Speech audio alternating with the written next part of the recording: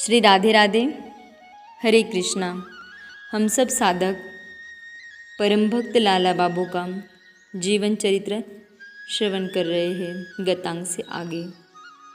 एक दिन लाला बाबू पालकी में बैठकर जा रहे थे। उनके आगे पीछे नौकर है। संध्या की बेला है। पवन अपनी मंद गति से बह रहा है। गंगा के किनारे इनकी पालकी को रोकी गई। सुंदर स्थान है वो, लता पताओं से आच्छादित स्थान है वो। यह स्थान बचपन से ही प्रिय था लाला बाबू को। ये पालकी से उतरे हैं। सामने एक पाषाण है, उसी में इनके नौकरों को इनके नौकरों ने एक धवल श्वेत गद्दी बिछा दी है। 4 मनसद लगा दिए हैं, 2 पीछे और 2 बगल में। एक नौकर ने हुक्का में सुगंधित तंबाकू भरकर उसकी नली लाला बाबू के सामने रख दी। लाला मसनद में पीठ टिकाए मस्ती में बैठे हैं, गंगा की लहरों को देख रहे हैं। आग लग चुकी है हुक्का में, पर लाला बाबू का ध्यान गंगा की ओर है। नौकर ने फिर हुक्के में आग लगाई है और नली फिर लाला की ओर। इस बार नली हाथ में ले ली और मुंह से लगाकर गुड़गुड़ाने लगे और धुएं का छल्ला बनाकर ऊपर उड़ा दिया था। मन में मस्ती छा गई थी लाला बाबू के। गंगा में कई नावें चल रही है, केवट नाव को खींच रहे हैं। कोई किनारे में नाव को सजा रहा है, कोई, क्योंकि रात्रि भर के लिए अमीर लोग नाव को लेते हैं विलासिता के लिए। कोई मोल भाव कर रहा है, पर उस केवट से उसकी बात बन नहीं रही। वो तो दूसरे के पास जाने लगता है। पहला केवट दूसरे केवट से उलझ पड़ा है, ये कहकर कि मेरे ग्राहक से तू क्यों बात करता है। लाला बाबू इन सब को देखते हुए अपना हुक्का गुड़गुड़ाने में ही लगे हैं। तभी दूर एक मधुर आवाज़ सुनाई दी, बाबा दीन शेष है गेलो, उठो। यह आवाज़ सुनी लाला बाबू ने वो चौंक गए। हाथ में से हुक्के से नली छूट गई, वो गिर गई। लाला उठे, जिस दिशा से आवाज़ आ रही थी उसी दिशा की ओर देखने लगे। आवाज़ गूंज रही थी, किसी बालिका की आवाज़ थी, बाबा दिन शेष है गेलो, उठो। लाला, मैं श्री वृंदावन जा रहा हूँ। क्यों?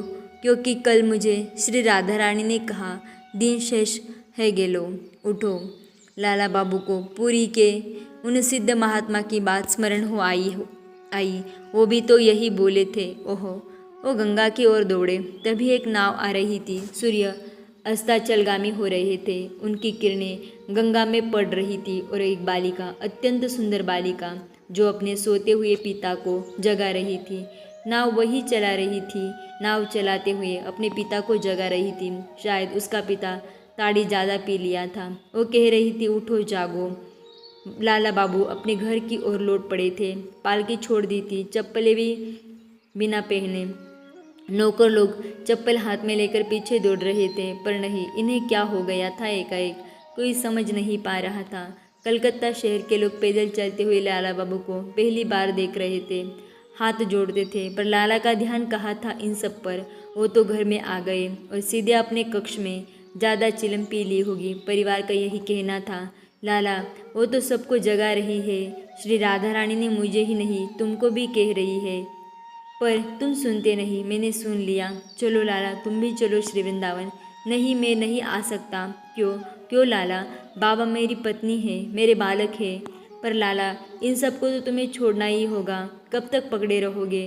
तुम नहीं छोड़ोगे तो काल छुड़वाएगा। वो महात्मा पुरी के महात्मा मुस्कुरा रहे थे ये बोलते हुए और चले गए दूर दूर दूर। लंबी सांस ली लाला बाबू ने। फिर इधर उधर देखा तो सामने कल कल करती हुई गंगा दिखाई दी। सूर्य अस्त हो रहे थे, लालिमा छा रही थी गंगा में। तभी उसी लालिमा की लाली में दिन शेष है गेलो, उठो। वो दिव्य स्वरूप वाली कन्या लाला बाबू को ही इंगित करते हुए बोल रही थी, दिन बीत रहा है, अब तो उठो जागो। ओहो, लाला बाबू के कानों में यही ध्वनि हृदय का भेदन कर दिया था। लाला बाबू के कानों में यही शब्द बार बार दिन शेष है गेलो, उठो। घबराहट में उठे लाला बाबू।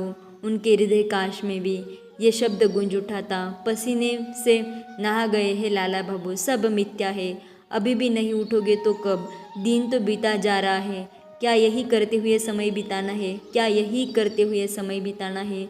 लाला बाबू की पत्नी ने भी आकर यही पूछा। सुबह के समय ये जागे हुए ही थे, सपने के सच से उबर भी नहीं पाए थे कि पत्नी ने भी यही कहा। झकझोर दिया था लाला बाबू को। ये उठे और बिना कुछ बोले गंगा के किनारे चले गए। वहाँ जाकर इन्होंने स्नान किया। आंखें बंद करके बैठे तो फिर वही आवाज़, दिन शेष है गेलो, उठो। जीवन की संध्या आ गई है, दिन डूबने को। कब क्या हो जाए क्या पता। ध्यान भी तो तब सदेगा जब मन शांत हो। मन शांत ही नहीं है। ये गंगा किनारे से भी उठे और जब अब धीरे धीरे अपने घर की ओर बढ़ रहे थे। लाला, श्री राधा रानी तो सबको बुला रही है, तुझे भी चलो श्री वृंदावन। लाला बाबू के हृदय काश में पुरी की महात्मा फिर प्रकट हो गए थे और वो इन्हें झकझोर रहे थे। लाला बाबू से अब चला नहीं जा रहा।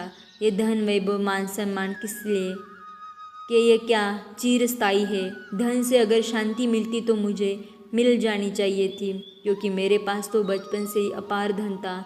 मैं सोने के पालने में झूला हूँ। आज भी मेरे पास जितनी संपत्ति है उतनी किसके पास? शायद ही कलकत्ता शहर में किसी के पास होगा। पर इन सब से मुझे शांति क्यों नहीं मिल रही? क्यों? लाला बाबू के नेत्रों से अब अश्रु बहने लगे। पुरुष जब रोता है तो उसका रुदन बड़ा भयानक होता है। अकेले हिलकियों से रो पड़े थे लाला बाबू भीषण अंतर्द्वंद से घिरे हुए हैं। आज 5 दिन हो गए, इन्हें नींद कहाँ आई है? क्या करूँ? क्या मैं श्री वृंदावन जाऊँ या मैं अपने परिवार के साथ में ही रहूँ? क्या करूँ? इनके कुछ समझ में नहीं आ रहा।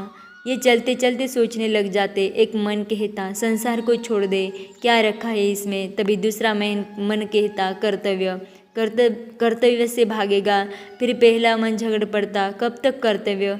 पुत्र को पढ़ा लिखा दिया, अभी अपने पैरों पर खड़े हो गए, अब कहाँ रहा कर्तव्य? बाबू एक तरफ हो जाओ, एक झाड़ू लगाने वाली झाड़ू लगाते हुए बोली। लाला बाबू रोड के बीचों बीच खड़े हो सोच रहे थे तो झाड़ू लगाने में उसे दिक्कत आ रही थी। बाबू एक तरफ हो जाओ, झाड़ू वाली बोल पड़ी थी। लाला बाबू इस झाड़ू वाली की बात सुनकर स्तब्ध थे। हाँ, कितना सही कहा इसने, एक तरफ हो जाओ। असमंजस के कारण जीवन सही दिशा में नहीं जाएगा। लाला बाबू ने अब निश्चय कर लिया, पक्का निश्चय, श्री वृंदावन जाकर भजन करेंगे। पर पत्नी, चलो उससे भी पूछ लेते हैं। लाला बाबू ने अपनी पत्नी को भी ये सारी बातें बताई और अपना दृढ़ निश्चय भी बता दिया कि मैं तो जा रहा हूँ श्री वृंदावन, तुम चलोगी? पत्नी ने मना कर दिया, बोली बालक अभी तैयार नहीं है इतनी अपार संपत्ति को संभालने के लिए। लाला बाबू समझ गए कि पत्नी नहीं जाना चाहती तो वो अकेले ही चल दिए। दो धोती थी, साथ में एक पहन रखी थी और दूसरी झोला में। ये पूरे त्यागमय जीवन के साथ श्री वृंदावन के लिए चले थे। महामंत्र का जाप इनका आधार था। ये बड़े उत्साह के साथ चले जा रहे थे। रेल यात्रा थी, इसलिए इन्हें पहुंचने में कोई दिक्कत नहीं हुई। ये जैसे श्रीधाम की भूमि में पहुंचे, इन्हें लगा अपना घर तो ये है, सच्चे घर में तो अब आया हूँ मैं। वो भूमि में लौटने लगे। रज को माथे से लगाकर राधे राधे पुकारने लगे। ये उन्मत्त होकर नाचते, माधुकरी मांगते, उसे खाकर यमुना जल का पान करके ये भजन करते। बैरागी जीवन में इन्हें बड़ा सुख मिल रहा था। ये बड़े प्रसन्न थे। पर इन्हें दुख उस समय हुआ जब श्रीधाम वृंदावन के मंदिरों को जीर्ण शीर्ण अवस्था में इन्होंने पाया। विग्रहों की सेवा पूजा भी अच्छे से नहीं हो पा रही थी। तब इनके मन में प्रेरणा जागी, क्यों न इन मंदिरों पर धन खर्च किया जाए, इन जीर्ण शीर्ण मंदिरों का जीर्णोद्धार कराया जाए। हाँ, ये ठीक रहेगा। लाला बाबू को लगा कि यह तो ठाकुर जी की ही प्रेरणा है, और प्रेरणा भी थी, पर इसके लिए तो धन बहुत लगेगा, किंतु मैं तो सब कुछ त्याग कर आया हूँ। लाला बाबू ने यह सोचकर अब इस संकल्प को ही अपने मन से निकाल दिया। पर सच्चे में प्रेरणा थी ठाकुर जी की। इसलिए रात्रि में इनको एक स्वप्न आया। वही पुरी के महात्मा इनके स्वप्न में आए और वो कह रहे थे, कलकत्ता में इतनी संपत्ति तेरी लाला, उसे श्री वृंदावन में लगाकर अपने धन को धन्य क्यों नहीं बनाता। नींद खुल गई थी लाला बाबू की। लाला बाबू ने विचार किया, कलकत्ता की संपत्ति के 3 भाग किया जाए। एक भाग पत्नी के लिए, दूसरा भाग पुत्र और तीसरा मेरा। लाला बाबू विचार करते हैं, मेरी जो संपत्ति का भाग है वो यहाँ लाकर ठाकुर जी को अर्पण क्यों न करूँ। ये विचार लाला बाबू को बहुत अच्छा लगा। उन्होंने अपने मुनीम को पत्र भेजकर श्री वृंदावन में ही बुलवा लिया। मुनीम से बात की तो मुनीम ने बताया, अपने भाग आपके भाग में 25 लाख आ रहे हैं। उस समय ये बहुत थे। लाला बाबू ने अपने हस्ताक्षर करके वो अपना भाग श्री वृंदावन में ही मंगवा लिया। लाला बाबू के कुछ नौकर थे जो इन्हें बहुत मानते थे, वो भी अब इनके पास में ही आ गए। पर धन कहाँ लगाया जाए। मंदिरों में बातें की तो मंदिर के पुजारी लोग इनके विरोध में उतर आए कि हमारे प्राचीन मंदिरों को कोई छेड़ेगा तो हम उसे छोड़ेंगे नहीं। लाला बाबू को लगा क्यों न मैं एक काम करूं कि एक दिव्य भव्य मंदिर का ही निर्माण करूं, जहाँ श्री राधा कृष्ण विराजमान है, नित्य ब्रजवासी साधु संत गरीब असहाय इन सब की सेवा हो, अन्न क्षेत्र चले, भजन कीर्तन आदि हो। ये सोच आते ही लाला बाबू बहुत प्रसन्न हुए। श्री वृंदावन में जमीन का क्रय भी हो गया और मंदिर का नक्शा भी इंजीनियरों से बनवा लिया लाला बाबू ने। उन्हीं दिनों भरतपुर दौरे पर आए हुए थे सर चार्ल्स मेडकोप, जो ईस्ट इंडिया कंपनी के उच्च अधिकारी थे। ये परिचित थे लाला बाबू से। उड़ीसा में जब लाला बाबू अधिकारी थे उन्हीं दिनों से इनका परिचय था। तो इन्होंने सुना कि लाला बाबू आजकल वृंदावन में है, तो इन्होंने भरतपुर में इनको बुलवाया। भरतपुर राजा के यहाँ से सर चार्ल्स ठहरे थे। लाला बाबू भी प्रसन्न हुए क्योंकि इनको भी जयपुर जाना था मंदिर के लिए, मंदिर के पत्थर आदि और उनके कारीगरों से बात करने के लिए। तो ये सर चार्ल्स के निमंत्रण पर भरतपुर गए। एक धोती, ऊपर ये चादर ओढ़े हुए, गले में तुलसी की माला, मस्तक में तिलक देखकर पहरेदारों ने पहले तो भिखारी ही समझ लाला बाबू को राजमहल में प्रवेश ही नहीं करने दिया। पर जब इन्होंने भरतपुर महाराजा के पास खबर भिजवाई तब महाराजा ने इन्हें भीतर बुलवाया और इनकी अद्भुत विद्वत्ता और ये कलकत्ता के सबसे बड़े जमींदार हैं ये सुना तो महाराजा भी इनके मित्र हो गए। सर चार्ल्स मेडकोप ने एकांत में लाला बाबू से कहा, हम राजस्थान के राजाओं को अपने साथ लेना चाहते हैं, इसके लिए तुम्हें हमारी सहायता करनी होगी। मैंने इसीलिए तुम्हें यहाँ बुलाया है। लाला बाबू ने बड़ी विनम्रतापूर्वक कहा कि मैं आप लोगों के किसी षड्यंत्र में साथ देने वाला नहीं हूँ। इस बात से लाला बाबू की मंशा पर अंग्रेजों को शक होने लगा, पर लाला बाबू को कोई फर्क नहीं पड़ रहा था। भरतपुर राजा परम मित्र बन चुके थे लाला बाबू के। वो इन्हें जयपुर भी नहीं जाने दे रहे थे।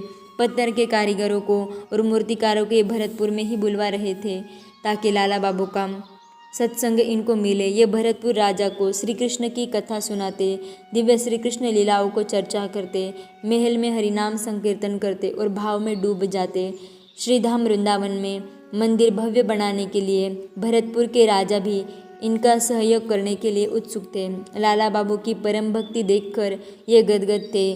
उन्हीं दिनों ईस्ट इंडिया कंपनी का राजस्थान के राजाओं के साथ संधि का प्रस्ताव चल ही रहा था। ये अंग्रेज लोग राजाओं पर दबाव बना रहे थे कि इनकी संधि पर ये लोग हस्ताक्षर कर दे, पर भरतपुर के महाराजा ने साफ इनकार कर दिया।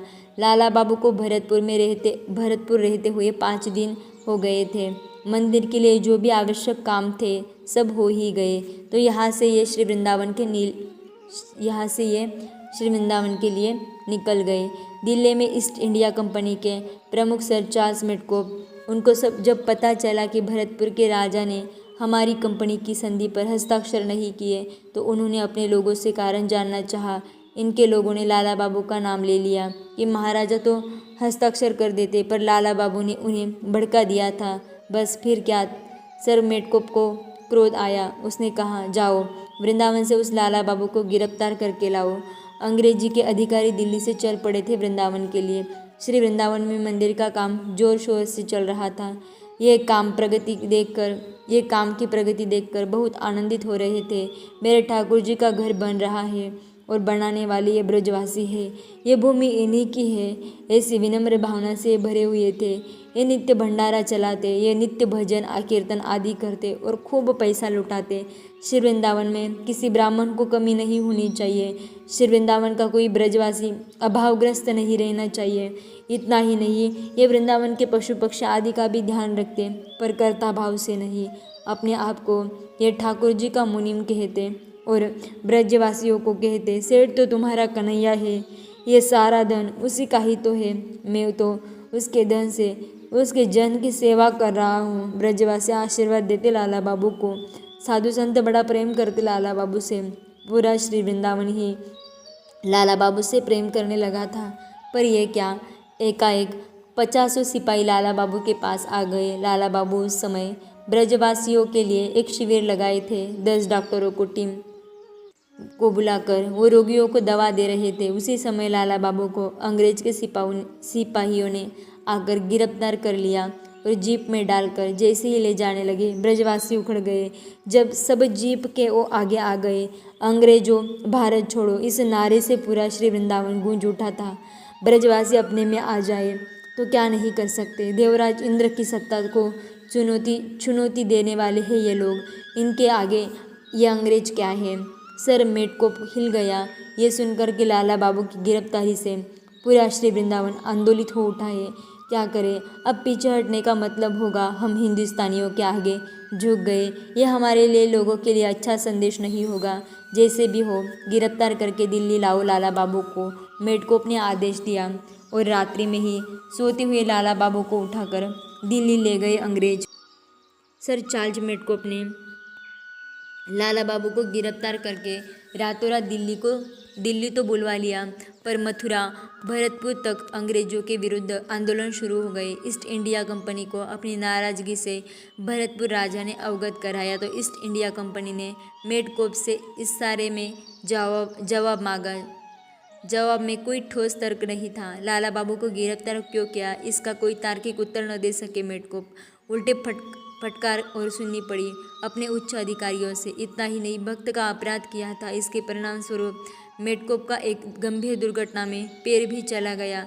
अंग्रेजों ने लाला बाबू को ससम्मान दिल्ली से वृंदावन भेज दिया था, पर लाला बाबू दुखी है। जब उन्हें पता चला कि मेटकोप का एक्सीडेंट हो गया है और वो अब पहले की तरह चल नहीं सकते, तो लाला बाबू ने एक पत्र लिखकर उन्हें अपनी संवेदना भी व्यक्त करी। पर मेटकोप ने क्षमा मांगते हुए लाला बाबू को पत्र लिखा था कि आपके प्रति मेरे द्वारा हुए अपराध का परिणाम ही ये है कि मेरा पैर भी गया और नौकरी भी। अब अपने मध्य लाला बाबू को पाकर वृंदावनवासी बहुत प्रसन्न है।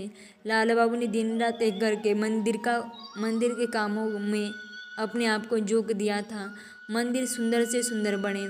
जब हम अपना घर बनाते हैं तो कितना ध्यान रखते हैं, फिर ये तो ठाकुर जी का घर है। लाला बाबू जैसे जैसे मंदिर बन रहा था उसका कार्य पूर्णता की ओर अग्रसर हो रहा था। ये बहुत आनंदित थे, इनको बहुत खुशी मिल रही थी। भरतपुर के महाराजा भी आए, मंदिर का अवलोकन किया तो उन्होंने भी लाला बाबू की भूरी भूरी प्रशंसा की और उनसे भी सहयोग लेने की प्रार्थना करने लगे। पर लाला बाबू ने हाथ जोड़कर मना कर दिया। बन गया दिव्य भव्य मंदिर। उस दिन पूरा ब्रजमंडल उमड़ पड़ा था। सबके मुख में बस यही चर्चा थी कि धन को धन्य तो लाला बाबू ने ही किया। मंदिर लोग बनाते ही है, पर अपने भाग की संपत्ति से मंदिर बनाना, किसी से कुछ न लेते हुए मंदिर बनाना और उस मंदिर को ब्रजवासियों को सौंप देना, ये बहुत बड़ी बात थी। श्री वृंदावन ही क्यों, पूरा ब्रजमंडल उमड़ पड़ा था मंदिर दर्शन के लिए। भंडार खोल दिया था लाला बाबू ने। भंडारा अखंड चल रहा था।